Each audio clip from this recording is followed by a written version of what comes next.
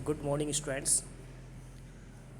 आज हम BA part तृतीय का आधुनिक भारत के इतिहास का एक नया टॉपिक लेकर आए हैं और इस टॉपिक का नाम है आंग्ल मराठा युद्ध।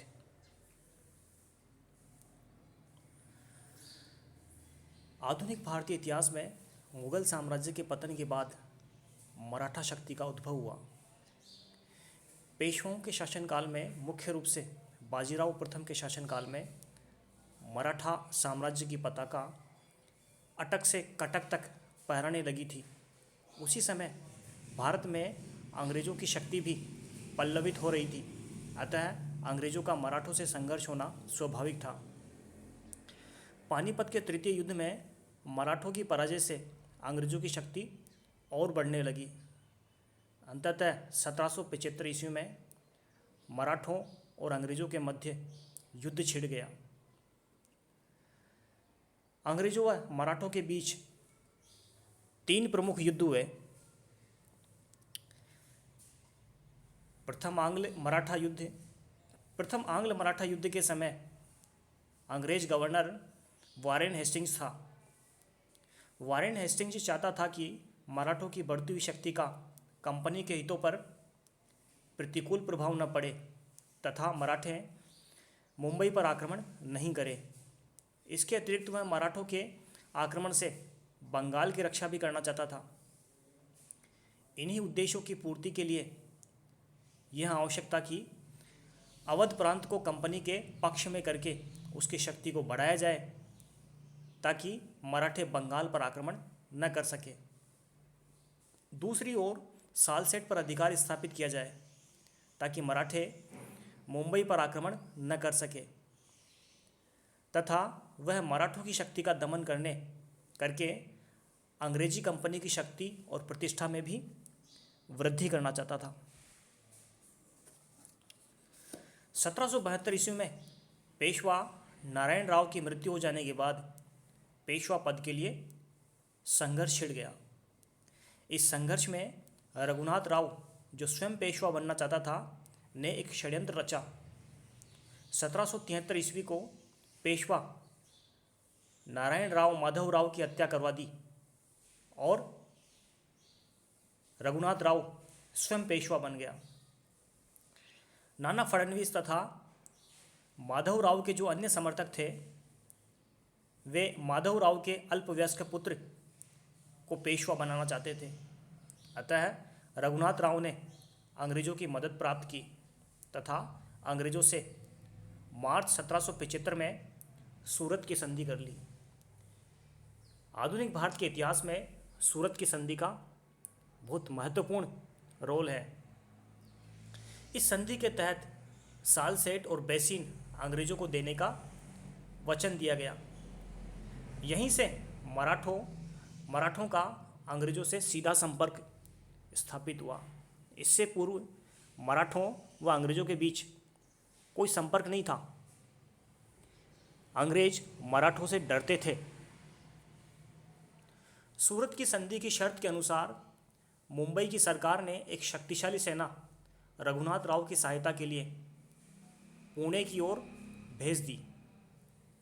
18 मई 1775 को अंग्रेज और मराठों के मध्य युद्ध शुरू हो गया, परंतु इसी समय कोलकाता काउंसिल ने इस मामले में हस्तक्षेप करते हुए सूरत की संधि को रद्द कर दिया। इसके पश्चात कोलकाता काउंसिल ने अपना एक प्रतिनिधि पुणे सरकार के पास भेजा। 1 मार्च 1776 को नाना फडणवीस के साथ अंग्रेज़ों ने पुरंदर की संधि कर ली। इस संधि की शर्तों के अनुसार यह निश्चित हुआ कि सालसेट अंग्रेज़ों के अधिकार में रहेगा तथा भड़ोच के क्षेत्र के राजस्व का कुछ भाग भी अंग्रेज़ों को प्राप्त होता रहेगा। परंतु इसके बाद भी अंग्रेज और मराठों के बीच युद्ध जारी रहा। अंततः 1782 को महादजी सिंधिया, उस समय महादजी सिंधिया का बड़ा प्रभाव था, के प्रयासों से मराठों और अंग्रेज़ों के मध्य सालबाई की संधि हुई। इस संधि की शर्तों के अनुसार सालसेट तथा भड़ोच पर अंग्रेज़ों का अधिकार स्वीकार कर लिया नारायण राव के पुत्र माधवराव द्वितीय को अंग्रेजों ने पेशवा मान लिया। अंग्रेजों ने रघुनाथ राव का साथ छोड़ दिया। उसे पूना सरकार की ओर से 3 लाख रुपए वार्षिक पेंशन दे दी गई। अंग्रेजों और मराठों के जीते हुए सभी प्रदेश उन्हें वापस लौटा दिए गए। इस प्रकार रघुनाथ राव, जिसे मराठा साम्राज्य का खलनायक भी बताया जाता है, वो राजनीति से पृथक हो गया।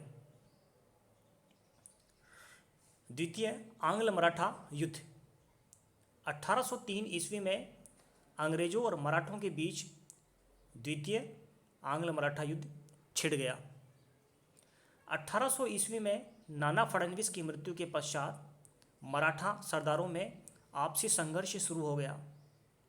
इस संघर्ष में पेशवा व सिंधिया ने मिलकर होलकर का विरोध करना शुरू कर दिया। 1802 ईस्वी में होलकर ने सिंधिया व पेशवा दोनों की सम्मिलित सेनाओं को बुरी तरह पराजित किया। पेशवा भागकर अंग्रेजों की शरण में पहुंच गया। 1802 ईस्वी में पेशवा व अंग्रेजों के मध्य बेसीन की संधि हुई।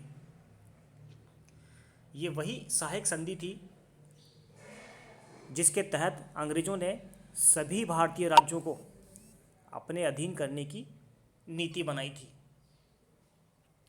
इस संधि के अनुसार यह निश्चित हुआ कि अंग्रेज और पेशवा एक दूसरे की मदद करेंगे। पेशवा 1 लाख अंग्रेज सेना रखेगा, जिसका खर्चा 26 लाख रुपए आय के बराबर पेशवा को, ये जो क्षेत्र है वो पेशवा अंग्रेजों को देगा। पेशवा अंग्रेजों के अलावा किसी अन्य विदेशी को न तो शरण करेगा न उनके साथ किसी प्रकार का कोई व्यवहार रखेगा। पेशवा अंग्रेजों की अनुमति के बिना किसी भी राज्य के साथ युद्ध या संधि नहीं करेगा। इस संधि का इतिहास में बड़ा महत्व है, क्योंकि पेशवा मराठा संघ का प्रधान था। उसके अंग्रेजों के शरण में आने से सारी मराठा शक्ति सैद्धांतिक रूप से अंग्रेजों के संरक्षण में आ गई। पेशवा द्वारा अंग्रेजों के प्रभुत्व को स्वीकार करने के समाचार से सारी मराठा जाति क्षुब्ध हो गई, क्रोधित हो गई तथा मराठा सरदार बहुत क्रोधित हुए। वह अंग्रेजों से बदला लेने की तैयारियां करने लगे। लॉर्ड वेलेस्ली भी बेसिन की संधि के अनुसार पेशवा को पुनः पुणे की गद्दी पर स्थापित करने के लिए चिंतित था। उसने 13 मई 1803 ईस्वी को आर्थर वेलेस्ली के नेतृत्व में एक सेना पुणे की ओर भेज दी, जिसने बाजीराव द्वितीय को पुनः पेशवा की गद्दी पर बिठा दिया। अंग्रेजों ने अहमदाबाद पर अधिकार कर लिया। कुछ समय पश्चात सिंधिया व भोंसले की सम्मिलित सेनाएं असाई नामक स्थान पर पराजित हुई। मजबूर होकर 1803 ईस्वी में भोंसले ने अंग्रेजों से देवगांव की संधि कर ली तथा दिसंबर 1803 में सिंधिया ने भी अंग्रेजों से संधि कर ली, जिसे सुरजी अर्जुन गांव की संधि कहते हैं। इस प्रकार द्वितीय आंग्ल मराठा युद्ध में 2 महत्वपूर्ण शक्तिशाली मराठा सरदार अंग्रेजों के चंगुल में आ फंसे। इसी प्रकार तृतीय आंग्ल मराठा युद्ध की पृष्ठभूमि तैयार हुई, जो कि 1817 से 1818 के बीच हुआ। अंग्रेज और मराठों के बीच तीसरा युद्ध लॉर्ड हेस्टिंग्स के समय में हुआ। हेस्टिंग्स ने मराठों की पारंपरिक शत्रुता से लाभ उठाकर उन्हें पूर्णतया कुचलने की ठान ली। तृतीय आंग्ल मराठा युद्ध के प्रमुख कारणों में पेशवा बाजीराव द्वितीय का असंतुष्ट होना, मराठों की पारंपरिक फूट, नागपुर के अप्पा साहब का असंतुष्ट होना तथा होलकर का नाराज होना ये प्रमुख कारण थे। 1818 को पुणे के निकट किरकी नामक स्थान पर अंग्रेजों तथा पेशवा के मध्य युद्ध हुआ। ये युद्ध परिवर्तनकारी था। इसमें पेशवा पराजित हुआ तथा उसने आत्मसमर्पण कर दिया। ये संभवतः मराठा प्रतिष्ठा का अंतिम युद्ध था। हेस्टिंग्स ने पेशवा के साथ बहुत कठोर व्यवहार किया। उसे 8 लाख रुपए वार्षिक पेंशन देकर उसके अधिकांश राज्य पर कब्जा कर दिया गया। इस प्रकार पेशवा पद व राज्य समाप्त कर दिया गया। अब जो अन्य मराठा सरदार थे उनकी बारी थी, विशेष रूप से भोंसले की। 1817 ईस्वी में अप्पाजी भोंसले ने सीताबर्डी नामक स्थान पर अंग्रेजों से युद्ध किया। इस युद्ध में अप्पाजी भोंसले भी पराजित हुए। 1817 ईस्वी में अंग्रेजों ने होलकर को महिदपुर नामक स्थान पर बुरी तरह से पराजित किया। 1818 ईस्वी में होलकर को मजबूर होकर अंग्रेजों से संधि करनी पड़ी। सिंधिया व गायकवाड़ ने अंग्रेजों का न तो विरोध किया, न ही मराठा सरदार की मदद की, लेकिन फिर भी हेस्टिंग्स ने उन्हें भी अछूता नहीं छोड़ा। अंग्रेजों ने सिंधिया और गायकवाड़ के राज्य को भी अंग्रेजी राज्य में मिला लिया। इस प्रकार अंग्रेजों ने सारे मराठा संघ को छिन्न भिन्न कर दिया। अंग्रेजों की मराठों की शक्ति को पूर्ण रूप से कुचल दिया गया। इस प्रकार अंग्रेजों का भारत पर वर्चस्व स्थापित होना शुरू हुआ। इसके बाद अंग्रेजों ने अपना ध्यान बंगाल में अपनी शक्ति स्थापित करने में लगाया और बंगाल में अंग्रेजों को ब्रिटिश राज स्थापित करने की एक तरह से चाबी सी मिल गई।